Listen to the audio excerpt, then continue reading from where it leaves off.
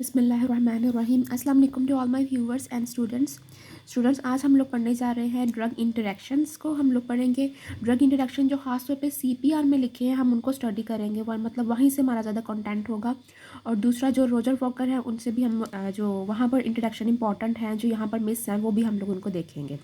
तो सबसे पहले हम लोग स्टार्ट करते हैं फार्माकोकाइनेटिक इंटरेक्शन से। पहले हम लोग ये बात मैं आपको बता दूं कि जो ड्रग इंटरेक्शन कॉज कर रहा होता है वो प्रेसिपिटेंट ड्रग कहलाता है, और जो ड्रग अफेक्ट हो रहा होता है उसको ऑब्जेक्ट ड्रग कहा जाता है। तो फार्माकोकाइनेटिक इंटरेक्शन में हम लोग सबसे पहले देखते हैं गैस्ट्रो इंटेस्टाइनल एब्जॉर्प्शन, जो इफेक्ट होती है, किस किस तरह से एब्जॉर्प्शन इफेक्ट होती है वो हम लोग देख लेते हैं। सबसे पहले हम लोग देख लेते हैं वो ड्रग्स जो अफेक्ट करते हैं पीएच से, पीएच को अफेक्ट करते हैं और पीएच से अफेक्ट होते हैं। तो सबसे पहले वो ड्रग जो कि रिक्वायर करते हैं कि हाई पीएच हो, वो कौन से ड्रग होते हैं? वो वीक बेसिस होते हैं। आप लोगों ने ये प्रिंसिपल हमेशा ये याद रखना है कि जब एक वीक बेस होगा, ठीक है, तो वो हाई पीएच में जो है वो नॉन आयनाइज्ड स्टेट में रहेगा, तो उसकी एब्जॉर्प्शन ज़्यादा होगी क्योंकि वो नॉन आयनाइज्ड होगा। और जो नॉन आयनाइज्ड होता है वो लिपिड सॉल्युबल होता है, वो इजीली पास कर लेता है, इजीली एब्जॉर्ब हो जाता है। जबकि जो आयनाइज्ड, जब अगर वो आयनाइज्ड हो जाता है ना, तो उसकी एब्जॉर्प्शन नहीं हो पाती। तो जो वीकली बेसिक ड्रग होंगे, तो जो आपके जो वीक बेसिक ड्रग होंगे, क्योंकि स्ट्रॉन्ग बेस या स्ट्रॉन्ग एसिड ड्रग्स की फॉर्म में नहीं होते, ठीक है, वो क्योंकि कोरोसिव एक्शन शो करते हैं, इसीलिए आपके जो ड्रग्स होते हैं वो वीक एसिड्स होते हैं या वीक बेसिस होते हैं। तो जो ड्रग आपके जो वीक बेस होगा वो हाई पीएच होगी, तो उसको एक एनवायरनमेंट मिलेगा जिसमें वो नॉन आयनाइज्ड रहेगा। तो वो नॉन आयनाइज्ड रहेगा तो वो इजीली एब्जॉर्ब हो जाएगा। तो जो आपके ड्रग्स जो हाई पीएच रिक्वायर्ड करते हैं वो कौन से होते हैं? वीक बेसिस होते हैं, जैसे इंडोमेथासिन एंड टेट्रासाइक्लिन। अब वो ड्रग्स जो पीएच को इंक्रीज करते हैं, ठीक है, वो कौन से हैं? वो आपको पता है, एंटासिड आ जाते हैं, सॉरी, हाँ जी, एंटासिड आ जाते हैं, H2 रिसेप्टर ब्लॉकर आ जाता है एंड प्रोटॉन पम्प इनहिबिटर्स आ जाते हैं। अब ये तीनों ड्रग्स जो हैं वो एसिडिटी को ट्रीट करते हैं। एसिडिटी क्या कंडीशन है? जब आपके बॉडी, आपके स्टमक में एसिड लेवल बहुत ज़्यादा बढ़ गया, आपके स्टमक में अंदर एसिड सिक्रेशन बहुत ज़्यादा हो रही है, तो वो क्या करते हैं? ये जो पीएच को इंक्रीज करते हैं। सो इन ड्रग्स के लिए तो ये फ़ायदेमंद है। लेकिन ऐसे जो ड्रग्स जो कि जिनकी रिक्वायर करते हैं लो पीएच फॉर द एब्जॉर्प्शन, उनकी तो एब्जॉर्प्शन ख़त्म हो जाएगी, उनकी एब्जॉर्प्शन कम हो जाएगी। तो वो कौन से ड्रग्स होते हैं? पहले हम लोग ये देख लेते हैं जो कि रिक्वायर करते हैं लेस पीएच, यानी कि एसिडिक पीएच रिक्वायर करते हैं। वो कौन से ड्रग होते हैं? आपके पास एस्पारिन होता है, एजोल्स होते हैं, यानी कि एजोल्स जो एंटी फंगल हैं, उनकी क्लास सारी आ जाती है इसमें तकरीबन, फ्यूरोसिमाइड है एंड डाइपायराडामोल आ जाती है। ये बहुत इंपॉर्टेंट सारे ड्रग्स हैं, इनकी एग्जाम्पल अच्छी तरह आप लोगों ने याद रखनी है। तो ये ड्रग्स हैं जो कि अफेक्ट होते हैं, जो कि रिक्वायर्ड करते हैं लेस पीएच, यानी कि लो पीएच, एसिडिक पीएच रिक्वायर्ड करते हैं। सो अगर आप लोगों ने इन ड्रग्स को इनके साथ दे दिया तो क्या होगा? इसकी एब्जॉर्प्शन कम होगी, इन ड्रग्स की एब्जॉर्प्शन कम होगी, क्योंकि इन्होंने तो अपना काम करना है, इन्होंने तो पीएच का लेवल जो है वो बढ़ा देना है, पीएच को इंक्रीज़ करना है, जबकि ये तो रिक्वायर करते हैं लेस पीएच। तो इनमें सबसे इंपॉर्टेंट एस्पायरिन की एग्जांपल आप लोगों ने याद रखनी है, एंड फ्यूरोसिमाइड आपका बहुत ज़्यादा यूज़ होने वाला ड्रग है, ये रिक्वायर करते हैं लेस पीएच। और अब कौन से ऐसे ड्रग हैं जो पीएच का लेवल कम करते हैं? वो आपके पास एस्कॉर्बिक एसिड आ जाता है, फ्रूट जूसेस आ जाता है, एंड इवन एस्पायरिन भी आ जाती है। सो अब ये जो है ड्रग पीएच को कम कर रहे हैं, ठीक है, ये जितने भी मतलब जो आपके फ्रूट जूस ज़्यादातर एसिडिक होते हैं, वो आपकी पीएच जो मज़ीद कम कर देता है, एसिडिक कर देते हैं आपके स्टमक के एनवायरनमेंट को। सो अगर आप लोगों ने जो है टेट्रासाइक्लिन या इंडोमेथासिन आप लोगों ने दे दिया है एस्कॉर्बिक एसिड के साथ, तो अब क्या होगा कि ये तो रिक्वायर करते हैं high pH for the absorption. अगर इनके साथ दिया जाएगा तो इसका मतलब क्या है कि अब इनकी एब्जॉर्प्शन जो है वो कम होगी, क्योंकि ये पीएच को कम कर देते हैं। ठीक होगी मेरे पास ये बात? सो हमें ये को क्लियर हुआ कि कौन से जो ड्रग्स हैं वो एसिडिक रिक्वायर करते हैं पीएच, और कौन से ड्रग्स जो हैं वो बेसिक रिक्वायर करते हैं, और कौन से ड्रग इन पीएच पे एक्ट करते हैं। ये हमारे पास बात क्लियर हुई। इसके बाद एक और पॉइंट आप लोगों ने याद रखना है, फूड हो गया हो या एंटासिड हो या प्रोटॉन पम्प इनहिबिटर्स हो, ये पीएच को इन्हांस कर देता है, यानी कि आपका जो खाना होता है वो भी पीएच का लेवल जो है वो पीएच को कम करता है, ठीक है ना, सॉरी, पीएच को बढ़ा देते हैं, मतलब एसिडिटी को कम करते हैं और पीएच को बढ़ा देते हैं। सो जिसकी वजह से क्या होता है कि जो इंडायरेक्ट कोटेड ड्रग्स है ना, उनकी कोटिंग डिस्टर्ब हो जाती है, क्योंकि वो डिज़ाइन होते हैं कि उन्होंने रिलीज ऑन करना होता है ड्रग इंटेस्टाइन में, जहाँ पर अल्कलाइनिक इन्वायरमेंट होता है।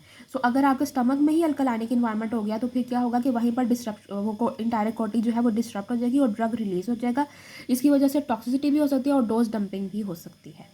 सो ये हमारे पास बात क्लियर होगी। अब बड़ा एक इंपॉर्टेंट जो है हम लोग चलते हैं कम्प्लेक्सेशन एंड चिलेशन की तरफ। ये बहुत इंपॉर्टेंट है। इसमें जिन्होंने मेरी एंटीबायोटिक्स की सीरीज़ ली है उनको पता होगा कि फ्लोरोक्विनोलोन्स एंड टेट्रासाइक्लिन जो है वो चिलेट फॉर्म करते हैं, कि इनके साथ बेशक वो कैल्शियम आयन हो, मैग्नीशियम हो, एल्यूमिनियम हो, आपके पास बिस्मुथ हो या फिर आयरन हो। आयरन प्रेपरेशन अक्सर होती हैं, बहुत ज़्यादा लोग यूज़ भी करते हैं आयरन प्रेपरेशन को। अगर वो साथ में फ्लोरोक्विनोलोज ले रहे हैं या टेट्रासाइक्लिन ले रहे हैं तो वो ये याद रखें कि वो उसका चिलेट फॉर्म हो जाना है, और जब चिलेट फॉर्म होता है ना तो उसकी एब्जॉर्प्शन नहीं होती। और अगर कोई पूछे कि चिलेशन हो, MCQs कोई पूछता है कि चिलेशन हो तो फिर इफेक्ट क्या होता है, बायो अवेलेबिलिटी कम हो जाती है। ये बहुत इंपॉर्टेंट बात है। इसके अलावा जो है ये एंटासिड के साथ भी चिलेशन मतलब चिलेशन हो सकती है, और मिल्क के साथ भी, फ्लोरोक्विनोलोन एंड टेट्रासाइक्लिन की। फिर एक जो चारकोल है वो बड़ा इंपॉर्टेंट आपके पास आ जाता है। एंटीडोट्स भी जो है वो एंटीडोट के तौर पे भी एक्ट करता है, लेकिन चारकोल सिंपल कंपाउंड्स को जो है वो बाइंड नहीं करता, जैसे आयरन सल्फेट वगैरह इनको नहीं ये बाइंड करता। ठीक है, जो आपके दूसरे जो आपके पास होते हैं पॉइजन्स वगैरह ज़्यादातर उनके खिलाफ ये यूज़ होता है और उनको बाइंड करता है। उसके बाद आ जाता है आपके पास सिविलामेर। सिविलामेर जो है वो बाइंड करता है डाइट्री फॉस्फेट को एंड सिप्रोफ्लॉक्सासिन एंड लिवोथायरॉक्सिन। लेकिन इनमें सबसे इंपॉर्टेंट डाइट्री फॉस्फेट का आप लोगों ने याद रखना है, क्योंकि हाइपरफॉस्फेटीमिया को ये ट्रीट करता है। This is very important. उसके बाद आ जाता है हमारे पास जो रेजिन्स हैं, बाइंडर हैं या फाइबर्स आ जाते हैं। इनमें कौन से आपके पास आ जाते हैं, सबसे ज़्यादा जो रेजिन्स हैं, कोलेस्टायरामाइन या कोलेस्टिपोल, इनका इंट्रोडक्शन किसके साथ, डाइजॉक्सिन के साथ होता है, वारफेरिन, एसिटामाइनोफिन, थायाजाइड, डायूरेटिक्स, ये सारे इंपॉर्टेंट हैं क्योंकि ये सारे एसिडोक्सिन जो बहुत ज़्यादा यूज़ होता है और इंपॉर्टेंट है फार्माकोलॉजिकल पॉइंट ऑफ व्यू से भी, MCQs पॉइंट ऑफ व्यू से भी इंपॉर्टेंट है। उसके बाद आ जाता है सोडियम पॉलीस्टायरीन सल्फोनेट। ये बाइंड करता है with the cations in the antacid. जो केटाइंस हैं उनके साथ ये बाइंड करता है और डिक्रीज करता है बाइकार्बोनेट क्लियरेंस। जो बाइकार्बोनेट क्लियरेंस कम होती है तो वो क्या कॉज करती है, सिस्टेमिक एसिडोसिस। ये बहुत इंपॉर्टेंट पॉइंट है और ये आप लोगों ने याद रखना है कि ये हाइपर कैलीमिया को ट्रीट करता है। यानी पोटेशियम लेवल अगर इंक्रीज हो जाए बॉडी में तो वो कौन ट्रीट करता है, उसके लिए जो एंटीडोट या आपके पास कहते हैं मेडिकेशन जो दी जाती है वो sodium polystyrene sulfonate. Very important, एक ये आप लोगों ने जो है इंपॉर्टेंट पॉइंट ऑफ व्यू याद रखना है। ठीक है, और एक ये आप लोग सिविलामेर जो फॉस्फेट के लिए एंड सोडियम पॉलीस्टायरीन सल्फोनेट इसके लिए। ठीक हो गया। उसके बाद आ जाता है फाइबर, जैसे म्यूटाम्यूसिल जो है वो कॉन्स्टिपेशन के लिए ट्रीट यूज़ होता है। ये बाइंड करता है digoxin, warfarin and salicylic acid. तो आप लोगों ने ये इतना इस तरह थोड़ा सा इस तरह याद रख लेना कि जो रेजिन्स हैं, जो आपके पास फाइबर हैं, वो ज़्यादातर डाइजॉक्सिन और वारफेरिन के साथ इनका इंटरेक्शन है। और एक हमारा जो एक कॉमन जो हमारी लाइफ में यूज़ होने वाला ड्रग एसिटामाइनोफेन है, उसके साथ भी इनका इंटरेक्शन है, क्योंकि फाइबर्स जो है वो भी लिए जाते हैं, अक्सर लोग लेते हैं डिफरेंट पर्पसेस के लिए, जैसे कॉन्स्टिपेशन को ट्रीट करने के लिए। सो उनका इंटरेक्शन होता है हमारे आम जो मेडिकेशंस है जैसे एसिटामाइनोफेन, उनके साथ भी होता है। उसके बाद आ जाते हैं वो ड्रग जो मोटिलिटी को इफेक्ट करता है, आपकी गैस्ट्रोइंटेस्टाइनल मोटिलिटी को। कुछ जो होता है मोटिलिटी को इन्हांस करते हैं और कुछ जो है उसको कम करते हैं। जो मोटिलिटी को इंक्रीज़ करते हैं, आपको पता है कि वो कॉन्स्टिपेशन को ट्रीट करेंगे, क्योंकि कॉन्स्टिपेशन में क्या होता है कि बॉवल मूवमेंट जो है वो कम हो जाती है, जिसकी वजह से कॉन्स्टिपेशन होती है। तो अगर कोई भी ऐसा ड्रग जो इसकी जो मूवमेंट है, गैस्ट्रोइंटेस्टाइनल एक्टिविटी को या मोटिलिटी को बढ़ाएगा, वो कॉन्स्टिपेशन को ट्रीट करेगा, वो लग्जेटिव के तौर पर काम करेगा। तो इसमें सबसे ज़्यादा इंपॉर्टेंट आ जाते हैं वो क्या होते हैं, वो लग्जेटिव्स होते हैं। लग्जेटिव आ जाता है बिसाइडोकाइल, आगे आ जाता है सेना, आ जाता है कैस्कारा एंड सॉर्बिटॉल आ जाता है। इसके अलावा psyllium and the fibre with the sufficient fluid के साथ अगर लिए जाएं तो वो भी इंटरेक्शन कॉज करते हैं। अच्छा, मोटिलिटी अगर इंक्रीज हो जाए तो नुकसान क्या होता है, रेजिडेंस का टाइम कम हो जाता है। ठीक है, ये भी आप लोगों ने पॉइंट याद रखना है कि चिलेशन हो तब क्या होता है, अगर पीएच चेंज हो या ज़्यादा हो, कम हो, तो एब्जॉर्प्शन में प्रॉब्लम होती है, ऑब्वियसली बायोअवेलेबिलिटी कम होगी, चिलेशन से भी बायोअवेलेबिलिटी कम होगी, इनसे भी बायोअवेलेबिलिटी, एब्जॉर्प्शन जो है वो कम होना शुरू हो जाएगी। रेजिडेंस टाइम, अगर कोई ड्रग इंटेस्टाइन में स्टे ही नहीं करेगा तो वो एब्जॉर्ब कैसे होगा, ठीक है ना। तो अगर मोटिलिटी बढ़ गई तो फ़ौरन जो है वो ड्रग बॉडी से बाहर, तो उसकी एब्जॉर्प्शन कम होगी। सो ये पॉइंट्स आपने याद रखने हैं कि ये क्यों जो है किस तरह का इंटरेक्शन जो है वो क्या रिजल्ट कॉज करता है। यहाँ पर रेजिडेंस टाइम जो है वो कम हो जाता है। फिर आ जाते हैं आपके पास प्रोकाइनेटिक एजेंट्स आ जाते हैं। प्रोकाइनेटिक एजेंट बहुत इंपॉर्टेंट है, ये आप लोगों ने ऐसे याद करने हैं कि प्रोकाइनेटिक एजेंट उन एजेंट्स को कहते हैं जो जीआईटी मोटिलिटी को इन्हांस करते हैं। या तो फ्रीक्वेंसी ऑफ जो है वो उस फ्रीक्वेंसी को इंक्रीज़ करते हैं, कॉन्ट्रैक्शन की जो फ्रीक्वेंसीज होती हैं उनको इंक्रीज़ करते हैं, या स्ट्रेंथ ऑफ द कॉन्ट्रैक्शन को इंक्रीज़ करते हैं। यानी कि अगर कॉन्ट्रैक्शन जो है वो बार बार ना भी हो लेकिन एक ही दफ़ा हो तो बहुत ज़्यादा उसकी स्ट्रेंथ हो, काफ़ी ज़्यादा तेज़।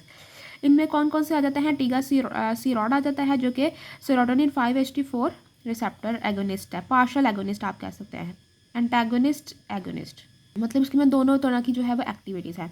फिर आप लोगों ने ये याद रखना है कि अच्छा, एक और पॉइंट जो आप लोगों ने याद रखना है वो ये हमेशा याद रखना है कि कोई भी ओपियोइड्स हो, ज़्यादातर बल्कि ओपियोइड्स वो कॉन्स्टिपेशन कॉज करते हैं, और जो ड्रग्स ओपियोइड्स को ट्रीट करते हैं जैसे एंटीडोट होते हैं ओपियोइड्स का, वो हमेशा जो है वो कॉन्स्टिपेशन को ट्रीट करते हैं। ठीक है, वो ओपियोइड कॉन्स्टिपेशन कॉज करते हैं, और एंटी जो नारकोटिक होते हैं या ओपियोइड के खिलाफ जो एक्ट करते हैं वो हमेशा जो है वो लग्जेटिव का काम करते हैं। ठीक हो गया। सो अब आ जाता है मिथाइल नैल्ट्रेक्सोन आ गया। इसमें इंपॉर्टेंट है बहुत ज़्यादा कि ये कॉन्स्टिपेशन को ट्रीट करता है। फिर मेटक्लोप्रामाइड, आपको पता है कि आप लोग वॉमिटिंग में देते हैं। अच्छा, गैस्ट्रोइंटेस्टाइनल सीरीज़ जो है भी आ रही हैं। ठीक है, अगर आप लोग चाहते हैं वो जल्द आएँ, ठीक है, तो आप कमेंट में ज़रूर मुझे बताइएगा कि कौन से जो है आप चाहते हैं कि ज़्यादा डिफ़िकल्ट लगते हैं GIT में से आपको एंटी डायरियल लग्जेटिव्स, ठीक है ना, जो एंटी एमेटिक कौन से लगते हैं, तो मैं वो पहले लेकर आऊँगी। ठीक है। उसके बाद आ जाता है इरेथ्रोमाइसिन। जिन्होंने पढ़ा है वो उनको याद होगा कि इरेथ्रोमाइसिन जो है वो मोटिलिटी को इनहांस करती है, जिसकी वजह से गैस्ट्रोपैरेसिस के लिए भी इसको यूज़ किया जाता है, मतलब स्टमक एम्पटिंग के लिए भी इसको यूज़ किया जाता है। फिर एल्विमोपैम है, ये एंटागोनिस्ट है, ओपियोइड एंटागोनिस्ट है। मैंने आपको बताया कि ओपियोइड एंटागोनिस्ट जो होंगे वो मोटिलिटी को इनहांस करेंगे, जबकि ओपियोइड जो है मोटिलिटी को कम करते हैं। फिर आपके पास सीसापेराइड आ जाता है, ये भी बहुत इंपॉर्टेंट ड्रग है। ये आपके पास सेरोटोनिन एगोनिस्ट है, ये पार्शल एंटागोनिस्ट एगोनिस्ट दोनों था, ठीक है, सीरॉड, और ये जो है आपके पास एगोनिस्ट है। उसके बाद आ जाता है, तो आपको पता चल गया कि ये क्या, मतलब ये एजेंट जो है वो क्या काम कर रहे हैं और क्या इफेक्ट होगा। मोटिलिटी को इन्हांस करेंगे, रेजिडेंस टाइम कम होगा, जिसकी वजह से एब्जॉर्प्शन कम होगी। उसके बाद आ जाता है आपके पास जो मोटिलिटी को कम करते हैं, जो कि अच्छा मोटिलिटी को जो कम करेंगे ना वो क्या होता है, डिक्रीज़ करते हैं रेजिडेंस टाइम। जब रेजिडेंस टाइम कम होता है तो ड्रग जो है आपका, ड्रग का जो कॉन्टैक्ट आपकी बॉडी के साथ कुछ ज़्यादा ही देर होता है। मतलब नॉर्मल ड्रग हमेशा डिज़ाइन किया जाता है नॉर्मल फिजियोलॉजी के हिसाब से। अगर कुछ आगे पीछे होता है तो ऑब्वियसली उसका नुकसान ही होगा, या तो कम सब थेराप्यूटिक होगा रिस्पॉन्स, या फिर हो जाता है टॉक्सिसिटी हो सकती है। ठीक है, और ज़्यादा देर कॉन्टैक्ट में रहने की वजह से इरिटेशन भी कॉज कर सकता है। फिर इसमें कौन से ड्रग आ जाते हैं, एंटीकोलिनर्जिक आ जाता है, बहुत इंपॉर्टेंट है एंटीकोलिनर्जिक, जो कि एट्रोपिन है। अच्छा, ये बात पूछी जाती है अक्सर कि क्यों एट्रोपिन डायरिया को ट्रीट करने में यूज़ होता है, क्योंकि ये गैस्ट्रिक मोटिलिटी को जो है वो कम करता है, इसलिए यूज़ होता है। फिर एंटी हिस्टामाइन बहुत इंपॉर्टेंट है कि ये कॉन्स्टिपेशन कॉज करते हैं, क्यों, क्योंकि ये मोटिलिटी कम करते हैं। ये इसमें खासतौर पर डाइफेनहाइड्रामाइन आ जाता है। फिर ट्राईसाइक्लिक एंटी डिप्रेसेंट के साथ कॉन्स्टिपेशन एसोसिएटेड है। ओपियोइड नारकोटिक्स, तो जो भी आपके पास मोटिलिटी कम करने वाले हैं वो एक बात आप लोगों ने याद रखना है कि ये कॉन्स्टिपेशन को कॉज करेंगे। ठीक है, और दूसरा ये याद कर रखना है कि ये क्यों कॉज करेंगे, क्योंकि ये मोटिलिटी को कम कर देते हैं। So this is all very important कि मोटिलिटी पे कौन कौन से ड्रग इफेक्ट करें। MCQs पॉइंट ऑफ व्यू से सबसे चीज़ें बहुत इंपॉर्टेंट है। ये क्विक रिव्यू के लिए है कि आपको फ़ौरन जो है आप लोग देख लें कि किस किस तरह से जो है वो कौन से ड्रग कहाँ पर एक्ट कर रहे हैं। उसके बाद आ जाता है alteration of the gastrointestinal flora. आपका जो GIT फ्लोरा है वो बहुत ज़्यादा इंपॉर्टेंट है, बहुत ज़्यादा इसके फंक्शन, इवन ये मेटाबॉलिज्म में बहुत ज़्यादा रोल प्ले करता है। इसमें रिडक्टेजेज होते हैं, नाइट्रो एजो रिडक्टेजेज होते हैं, जो कि ड्रग्स पे एक्ट करते हैं और उनको ब्रेक डाउन करते हैं, जैसे सल्फासालाजाइन पे ये एक्ट करते हैं, उनको ब्रेक डाउन करते हैं, और 5 अमाइनो सैलिसिलैनिक एसिड बनता है, ठीक है, जो कि एंटी इन्फ्लेमेटरी होता है।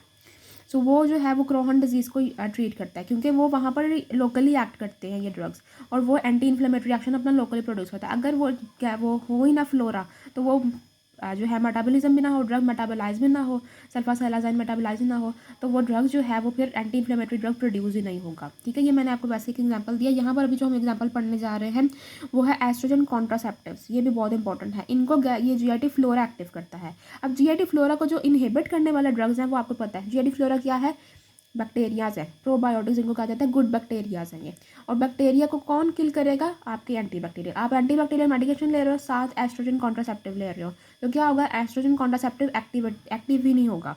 ठीक है, क्योंकि उसने आपके जो एंटी माइक्रोबियल ने सारा किल कर दिया था फ्लोरा, जब ये एक्टिव ही नहीं होगा तो ऑब्वियसली कॉन्ट्रासेप्शन का जो वो कॉन्ट्रासेप्टिव फेलियर हो जाएगा। ये जो डाइजॉक्सिन है उसको इनएक्टिव करता है फ्लोरा, ये भी बहुत इंपॉर्टेंट है। अगर कोई आप एंटीबायोटिक ले रहे हो और आप डाइजॉक्सिन साथ ले रहे हो तो डाइजॉक्सिन का लेवल ज़्यादा हो जाएगा, और आपको पता है कि डाइजॉक्सिन कितना जो है वो नैरो थेराप्यूटिक इंडेक्स होता है इसका। उसके बाद विटामिन K है, ये भी बहुत ज़्यादा इंपॉर्टेंट है। डाइजॉक्सिन हो गया, विटामिन K हो गया, एस्ट्रोजन कॉन्ट्रासेप्टिव्स हो गया, ठीक है, ये तीनों ही बहुत इंपॉर्टेंट हैं अपने अपने जो प्रोसेस के लिहाज से। डाइजॉक्सिन आपको पता है कितना है, विटामिन K जो है वारफेरिन जो फ्लोरा है वो इसकी सिंथेसिस करवाता है, एक्टिवेट करवाता है विटामिन K को, इसके एक्टिव फॉर्म में लेकर आता है, इसकी सिंथेसिस करवाता है।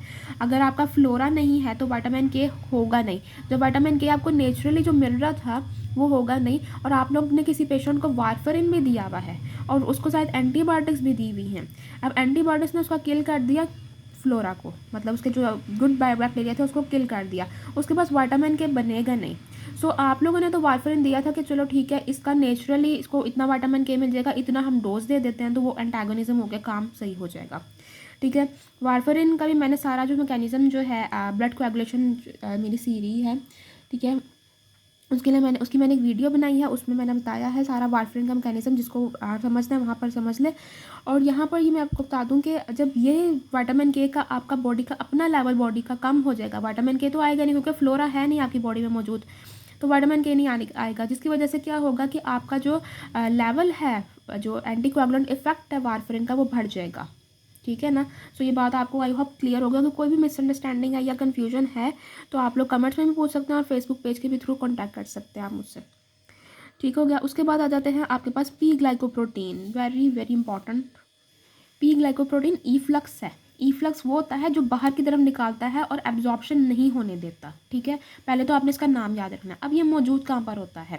ये मौजूद होता है आपके इंटेस्टाइन्स में, आपके मौजूद होता है। ठीक है, आपके जीआईटी में मौजूद होता है। Present in the GIT and the renal system, act like the cytochrome 450। अगर ये इनहिबिट होगा, ठीक है, तो ड्रग का लेवल बॉडी में बढ़ेगा, और अगर ये इंड्यूस होगा तो ड्रग का लेवल बॉडी में कम होगा। ठीक है, क्योंकि ये ईफ्लक्स है और ईफ्लक्स का काम होता है निकाल देना बाहर, यानी ये फॉर एग्जांपल ये बॉडी से बाहर निकालता है, क्योंकि जीआईटी में मौजूद होता है, ये एब्जॉर्प्शन नहीं इसकी होने देता।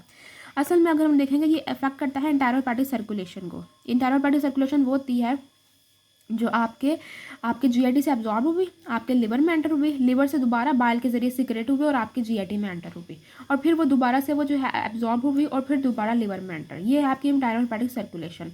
और इस दौरान वो एब्जॉर्ब होती है, कुछ जो है वो आपके सिस्टमिक में भी साथ साथ जाती रहती है, जैसे जैसे एब्जॉर्ब होती है। जो थोड़ी बहुत मेटाबोलाइज होती है वो वापस आपके जीआईटी में बाइल के थ्रू निकल कर आपके जीआईटी में, और फिर वहाँ से बाजू का दोबारा एब्जॉर्ब हो जाती है। ठीक हो गया ना। सो यहाँ पर आपका जो पी ग्लाइकोप्रोटीन ईफ्लक्स पंप है ना, वो क्या करता है, वो उसको निकालता है इस ड्रग को। कहता है कि ड्रग ने अब बस बहुत फिर लिया बॉडी में, अब इसको जाने की ज़रूरत है। लेकिन ईफ्लक्स पंप अगर किसी ने इसको इनहिबिट कर दिया ना तो ये काम नहीं कर पाएगा, जिसकी वजह से वो ड्रग दोबारा फिर उसका साइकिल चलता रहेगा, जीआईटी से लिवर में, लिवर से जीआईटी में, वो चलता रहेगा। सो ये प्रॉब्लम हो जाती है अगर इसको किसी ने इनहिबिट कर दिया। और अगर किसी ने इंड्यूस किया तो ऑब्वियसली फिर ये ड्रग्स जो है फिर कोई ड्रग दोबारा से एंटर नहीं हो सकता इंटेरोहेपेटिक सर्कुलेशन में। ठीक है, अब इसका सबस्ट्रेट कौन है? डाइजॉक्सिन। मतलब ये डाइजॉक्सिन इतना वनरेबल ड्रग है ना, एक तो इसकी थेराप्यूटिक इंडेक्स बहुत लो है, दूसरा ये वनरेबल भी बहुत ज़्यादा है, यानी बहुत ज़्यादा इसके इंटरेक्शन है। और लिंजोलेट आ जाता है दूसरा ड्रग। ठीक है, इनहिबिटर कौन से हैं? रिटेनावेर, कीटोकोनाजोल, इप्राकोनाजोल, साइक्लोस्पोरिन आ जाता है इसमें, एंड क्लैरिथ्रोमाइसिन, इसमें इरेथ्रोमाइसिन, वेरापैमिन, एमिडारॉन आ जाता है। और इंड्यूज़र वही है जो आपके पास वो आम इंड्यूज़र्स हैं साइटोक्रोम 450 के, जिन्होंने मैंने ये इसका भी एक लेक्चर बनाया है, बहुत छोटा सा 5 मिनट का लेक्चर है, जिसमें ट्रिक बताई है इंड्यूज़र और इनहिबिटर्स को याद करने की। ठीक है, ये बड़ी इंपॉर्टेंट है कि कौन से है, क्योंकि ये एमसीक्यू में अक्सर पूछ लेते हैं ये ड्रग इनहिबिटर है या इंड्यूसर, तो वो ट्रिक ज़रूर आप लोगों ने देखनी है। आई रिकमेंड यू, वो 5 मिनट का लेक्चर है, ज़्यादा आपका टाइम नहीं लगेगा। अच्छा, इसके लिए एक निमोनिक बनाया हुआ है कि keto and Rito go on cycle in the cave, मतलब वो केव में जाते हैं फॉर द पी ग्लाइकोप्रोटीन के लिए। पी ग्लाइकोप्रोटीन से आप लोग याद रखेगा कि ये पी ग्लाइकोप्रोटीन है के लिए ये निमोनिक है। कीटो के क्या है? कीटोकोनाजोल। रिटो से क्या है? Ritonavir. Go on cycle, cyclosporine. In the cave, cave बहुत इंपॉर्टेंट आपके पास ड्रग आ जाता है। केव में क्लैरिथ्रोमाइसिन, एमिडारॉन एंड वेरापैमिन। ठीक है, सो अगर आपसे कोई पूछा डाइजॉक्सिन का इंटरेक्शन किन के साथ होता है, सो ये बहुत इंपॉर्टेंट है, और उनमें खास तौर पे केव जो है ना बहुत ज़्यादा इंपॉर्टेंट है। बाकी ये तीनों बल्कि सारे ही जो ड्रग है वो साइटोक्रोम 450 भी इनहिबिटर्स ही हैं, और इंड्यूसर भी वही हैं। ठीक है, तो वो ट्रिक याद कर लें आप लोग, बेशक ये ट्रिक याद कर लें। ये पी ग्लाइकोप्रोटीन के लिए है, वो साइटोक्रोम 450 के लिए है। ये आपके पास पी ग्लाइकोप्रोटीन के लिए है। ठीक है ना, ये जो keto Rito go on the cycle in the cave for P glycoprotein, ये इनहिबिटर्स के लिए। जबकि वो जो ट्रिक मैंने आपको वीडियो है 5 मिनट्स की, वो साइटोक्रोम 450 इनहिबिटर्स हैं। ठीक है, तो ये हमारे पास बात क्लियर हुई। उसके बाद आ जाता है आपके पास ब्लड फ्लो का हम लोग देख लेते हैं। जो ब्लड फ्लो जीआईटी में इन्हांस हो या कम हो, उससे क्या इफेक्ट पड़ता है आपके ड्रग पे। एक बड़ी important pathological condition chronic heart disease, इसमें क्या होता है कि आपका जो ब्लड फ्लो है टू द जीआईटी वो कम हो जाता है, जिसकी वजह से जो बाकी के जो एब्जॉर्प्शन, आप जो ड्रग की एब्जॉर्प्शन है वो कम हो जाती है, क्योंकि जो भी आप ड्रग ले रहे हो उसकी एब्जॉर्प्शन कम हो रही है। आप लोगों ने इस तरह से याद रखना है कि जब कोई हार्ट में मसला है तो सारा ऐसा ही निमोनिक है, ठीक है, ऐसा कुछ होता नहीं है कि ब्लड जो है वो ज़्यादा हार्ट की तरफ जाना शुरू हो जाता है और जीआईटी की तरफ कम होता है, ठीक है। ये जस्ट आपको याद रख के लिए कि क्रॉनिक हार्ट डिजीज़ में जो है blood flow to the GIT कम हो जाता है, क्योंकि वो हार्ट का मसला होता है, तो वो सब उसको जो है वो सिंपथाइज़ करने के लिए चले जाते हैं उसके पास, हार्ट के पास ब्लड जो है, ठीक है। तो आपके पास जीआईटी में कम हो जाता है ब्लड का लेवल। लेकिन आपके पास यहाँ पर डाइजॉक्सिन का जो है पॉजिटिव रोल है, ये आपका blood flow to the increase करता है इन द जीआईटी। सो जब आप लोग डाइजॉक्सिन किसी को दे रहे हो तब आप लोगों ने याद रखना है कि अब जो है जीआईटी के पास ब्लड फ्लो आ चुका होगा सही नॉर्मल वाला। फिर आप लोगों ने पैथोलॉजिकल कंडीशन के हिसाब से नहीं देना कि जो है ब्लड फ्लो तो कम होगा, चलो डोज ज़्यादा दे देते हैं, ठीक है, ऐसा कुछ नहीं फिर करना। ये चीज़ें याद रखनी है। फिर मैल एब्जॉर्प्शन आ जाती है, नियोमाइसिन कॉज करता है मैल एब्जॉर्प्शन, जिसकी वजह से डिक्रीज करता है again absorption of the digoxin. मतलब यहाँ पर भी डाइजॉक्सिन ही बेचारा इफेक्ट हो रहा है। Then comes ethanol dose dumping. Ethanol dose dumping का जो रोल है वो ज़्यादा इंपॉर्टेंट डिलेड या सस्टेन रिलीज ड्रग्स के लिए, क्योंकि उन्होंने आहिस्ता आहिस्ता अपना ड्रग रिलीज़ करना होता है। अब जब कोई पर्सन साथ साथ एथेनॉल भी ले रहा है ना, तो उसको क्या नुकसान होगा कि उसका ड्रग जो है वो मतलब एथेनॉल में डिसोल्यूशन बड़ी जल्दी हो जाती है ड्रग्स की।